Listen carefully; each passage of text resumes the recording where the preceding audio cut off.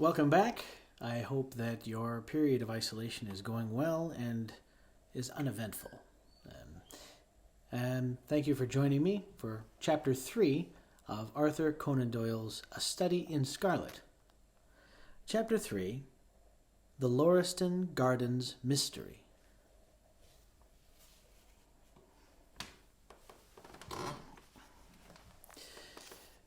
I confess that I was considerably startled by this fresh proof of the practical nature of my companion's theories.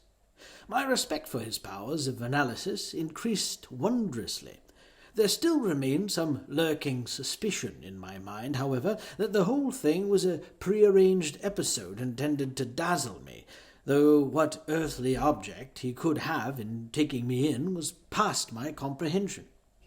When I looked at him, he had finished reading the note, and his eyes had assumed the vacant, lacklustre expression which showed mental abstraction. "How in the world did you deduce that?" I asked.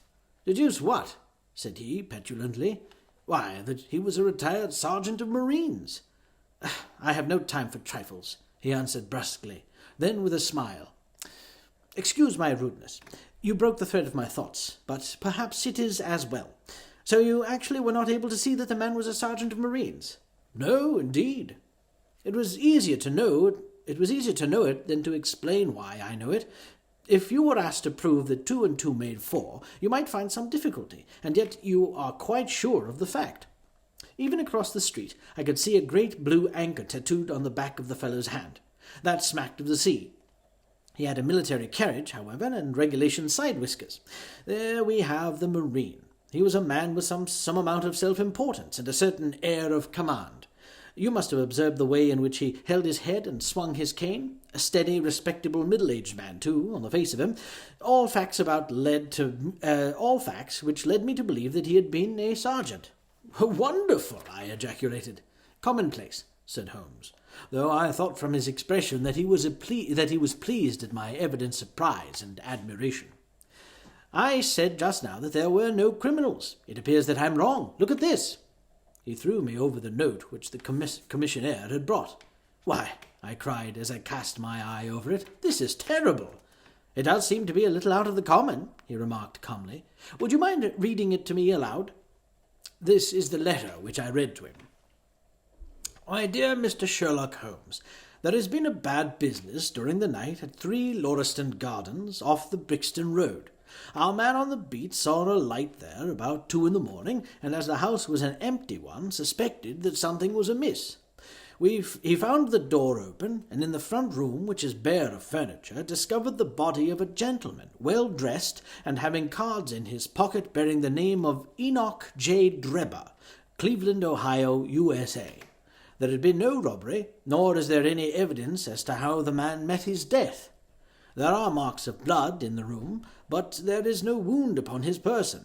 We are at a loss as to how he came into the empty house. Indeed, the whole affair is a puzzler.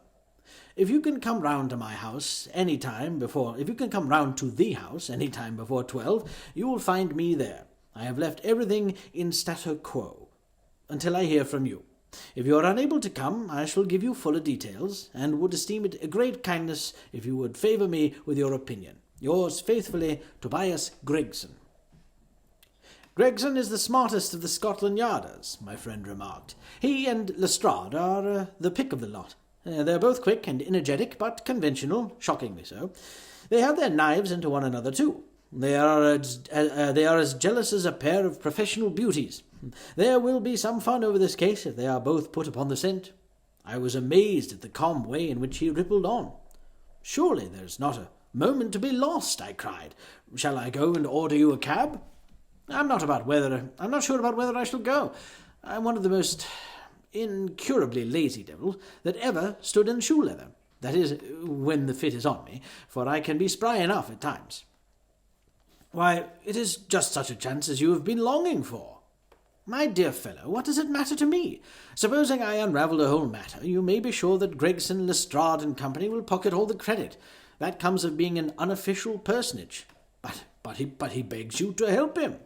"Oh, yes, he knows that I am his superior, and acknowledges it to me. But he would cut his tongue out before he would own it to any third person. However, we may as well go and have a look. I shall work it out on my own hook. I may have a laugh at them if I have nothing else. Come on." He hustled on his overcoat and bustled about in a way that showed that an energetic fit had superseded the apathetic one. "Get your hat," he said. "You wish me to come?" "Well, yes, if you have nothing better to do." A minute later we were both in a hansom, driving furiously for the Brixton Road. It was a foggy, cloudy morning, and a dun-coloured veil hung over the housetops, looking like the reflection of a mud-coloured streets beneath. My companion was in the best of spirits, and prattled away about Cremona fiddles and the difference between a Stradivarius and an Amati. As for myself, I was silent, for the dull weather and the melancholy business upon which we were engaged depressed my spirits. "You don't seem to give much thought to the matter in hand," I said at last, interrupting Holmes's musical disquisition. "No data yet," he answered. "It is a capital mistake to theorize before you have all the evidence. It biases the judgment." "You will have your data soon," I remarked, pointing with my finger. "This is the Brixton Road, and that is the house, if I'm not very much mistaken." "So it is. Stop, driver, stop." We were still 100 yards or so from it, but he insisted upon our alighting, and we finished our journey upon foot. Number 3, Lauriston Gardens, wore an ill-omened and minatory look. It was one of 4 which stood back some little way from the street, 2 being occupied and 2 empty. The latter looked out with 3 tiers of vacant melancholy windows, which were blank and dreary, save that here and there a "To Let" card had developed like a cataract upon the bleared panes. A small garden, sprinkled over with a scattered eruption of sickly plants, separated each of these houses from the street, and was traversed by a narrow pathway, yellowish in colour and consisting apparently of a mixture of clay and of gravel. The whole place was very sloppy from the rain which had fallen through the night. The garden was bounded by a 3-foot brick wall with a fringe of wood rails upon the top, and against this wall was leaning a stalwart police constable, surrounded by a small knot of loafers, who craned their necks and strained their eyes in the vain hope of catching some glimpse of the proceedings within. I had imagined that Sherlock Holmes would at once have hurried into the house and plunged into a study of the mystery. Nothing appeared to be further from his intention. With an air of nonchalance, which, under the circumstances, seemed to me to border upon affectation, he lounged up and down the pavement, and gazed vacantly at the ground, the sky, the opposite houses, and the line of the railings. Having finished his scrutiny, he proceeded slowly down the path, or rather down the fringe of grass which flanked the path, keeping his eyes riveted upon the ground. Twice he stopped, and once I saw him smile and heard him utter an exclamation of satisfaction. There were many marks of footsteps upon the wet clayey soil, but since the police had been coming and going over it, I was unable to see how my companion could hope to learn anything from it.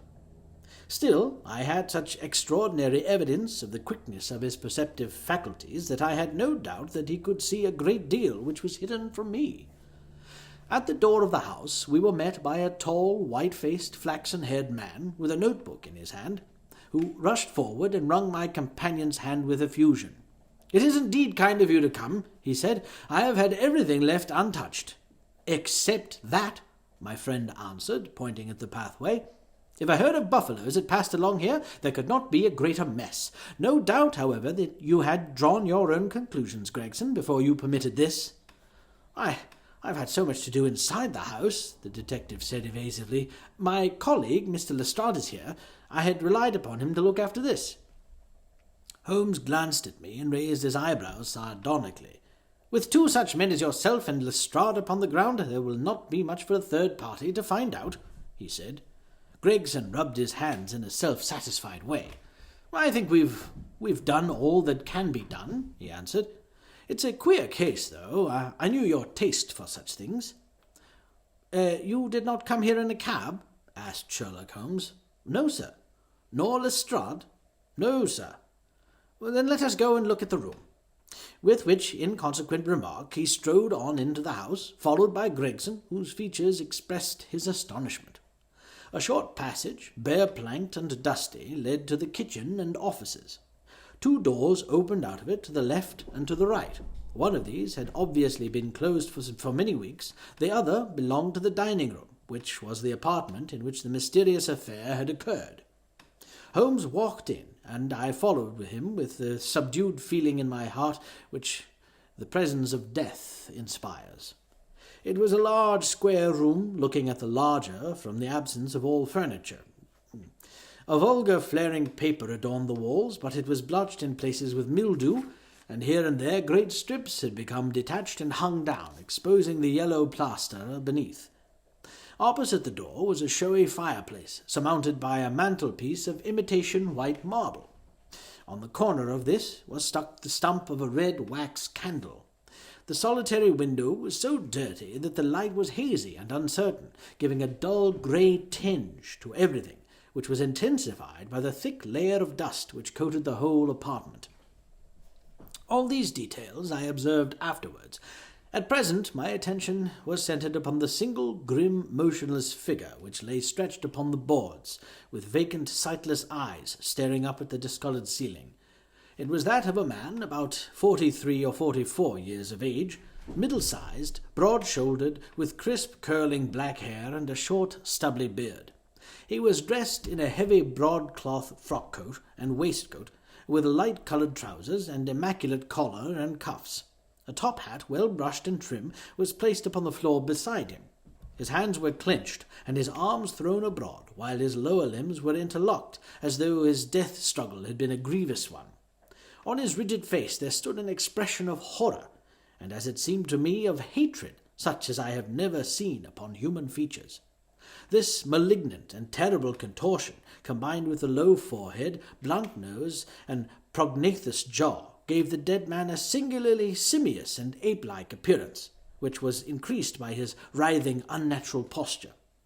I have seen death in many forms, but never has it appeared to me in a more fearsome aspect than in that dark, grimy apartment, which looked out upon one of the main arteries of suburban London. Lestrade, lean and ferret-like as ever, was standing by the doorway, and greeted my companion and myself. This case will make a stir, sir," he remarked. "It beats anything I have seen, and I am no chicken." "There is no clue," said Gregson. "None at all," chimed in Lestrade. Sherlock Holmes approached the body, and kneeling down examined it intently. "You are sure that there is no wound?" he asked, pointing to numerous gouts and splashes of blood which lay all about. "Positive," cried both detectives. "Then of course this blood belongs to a second individual, presumably the murderer, if murder has been committed. It reminds me of the circumstances attendant on the death of Van Jansen in Utrecht in the year of '34.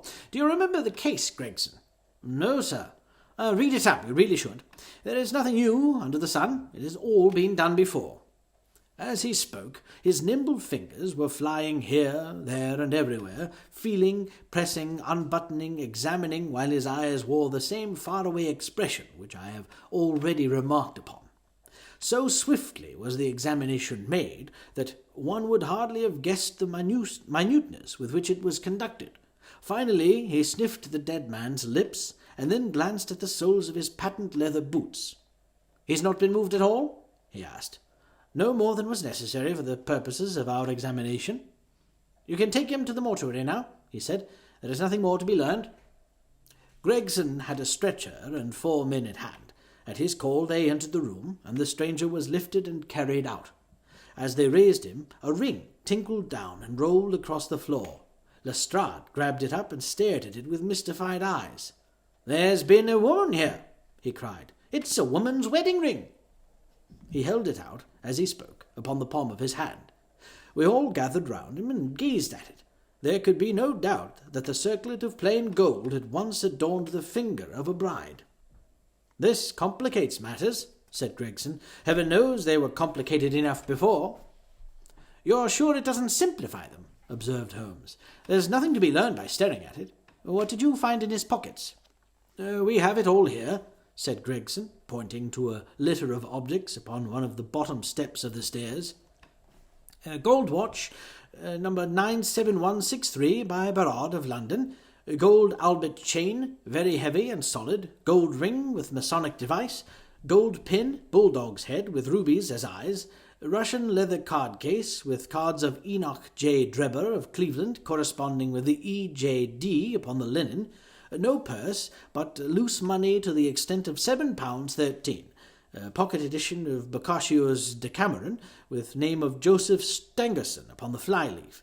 2 letters, one addressed to E.J. Drebber and one to Joseph Stangerson. At what address? American Exchange, Strand, to be left till called for. They are both from the Guion Steamship Company, and refer to the sailing of their boats from Liverpool. It is clear that this unfortunate man was about to return to New York. Have you made any inquiries as to this man Stangerson? I did it at once, sir, said Gregson. I have had advertisements sent to all the newspapers, and one of my men has gone to the American Exchange, but he has not returned yet. Have you sent to Cleveland? We telegraphed this morning. How did you word your inquiries? We simply detailed the circumstances, and said that we should be glad of any information which could help us. You did not ask for particulars on any point which appeared to you to be crucial? I asked about Stangerson. Nothing else? Is there no circumstance on which this whole case appears to hinge? Will you not telegraph again? I have said all I have to say, said Gregson, in an offended voice. Sherlock Holmes chuckled to himself and appeared to be about to make some remark when Lestrade, who had been in the front room while we were holding this conversation in the hall, reappeared upon the scene, rubbing his hands in a pompous and self-satisfied manner. "Mr. Gregson," he said, "I have just made a discovery of the highest importance, and one which would have been overlooked had I not made a careful examination of the walls." The little man's eyes sparkled as he spoke, and he was evidently in a state of suppressed exultation at having scored a point against his colleague. "Come here," he said, bustling back into the room, the atmosphere of which felt clearer since the removal of its ghastly inmate. "Now, stand here." He struck a match on his boot and held it up against the wall. "Look at that," he said triumphantly. I have remarked that the paper had fallen away in parts. In this particular corner of the room, a large piece had peeled off, leaving a yellow square of coarse plastering. Across this bare space there was scrawled in blood-red letters a single word, R-A-C-H-E. "What do you think of that?" cried the detective, with the air of a showman exhibiting his show. "This was overlooked because it was in the darkest corner of the room, and no one thought of looking there. The murderer has written it with his or her own blood. See this smear where it has trickled down the wall? That disposes of the idea of suicide, anyhow. Why was that corner chosen to write it on? Well, I will tell you. See that candle on the mantelpiece? It was lit at the time, and if it was lit, this corner would be the brightest instead of the darkest portion of the wall." And what does it mean now that you have found it?" asked Gregson in a deprecatory voice. "Mean? Why, it means that the writer was going to put the female name Rachel, but was disturbed before he or she had time to finish.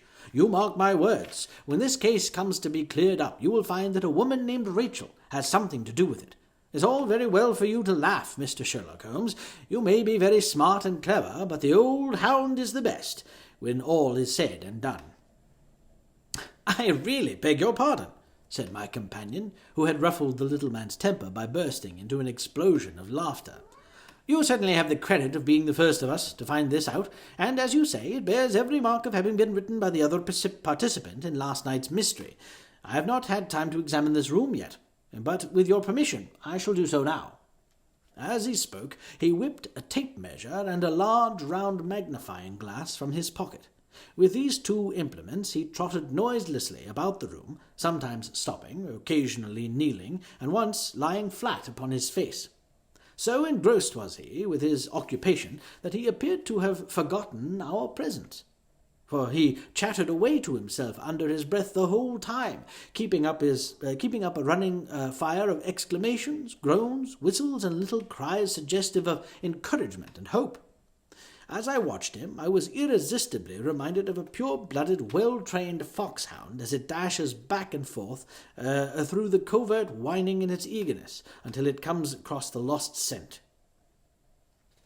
For 20 minutes or more he continued his researches, measuring for the most exact care the distance between marks which were entirely invisible to me, and occasionally applying the tape to the walls in an equally incomprehensible manner.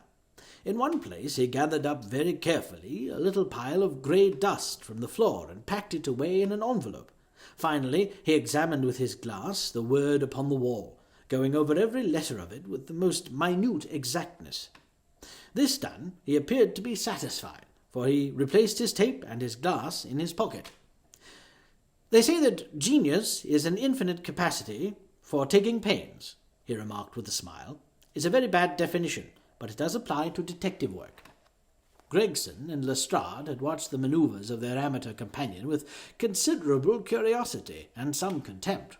They evidently failed to appreciate the fact, which I had begun to realize, that Sherlock Holmes's smallest actions were all directed towards some definite and practical end. "What do you think of it, sir?" they both asked.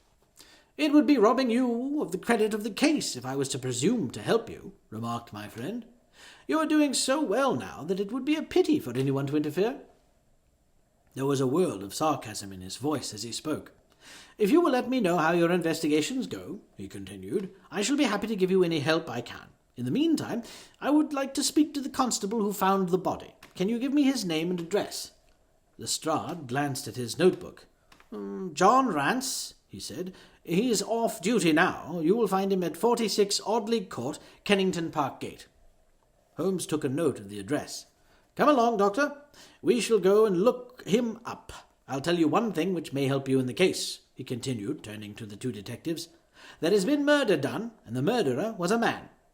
He was more than 6 feet high, was in the prime of life, had small feet for his height, wore coarse, square-toed boots, and smoked a Trichinopoly cigar. He came here with his victim in a four-wheeled cab which was drawn by a horse with 3 old shoes and 1 new one on his off left foreleg. In all probability the murderer had a florid face, and the fingernails of his right hand were remarkably long. These are only a few indications, but they may assist you." Lestrade and Gregson glanced at each other with an incredulous smile. "If this man was murdered, how was it done?" asked the former. "Poison," said Sherlock Holmes curtly, and strode off. "One other thing, Lestrade," he added, turning round at the door. "Rache is a German word for revenge, so don't lose your time by looking for Miss Rachel." With which Parthian shot he walked away, leaving the two rivals open-mouthed behind him. Tomorrow, Chapter 4, What John Rance Had to Tell. Thank you again, and I hope you've enjoyed the readings.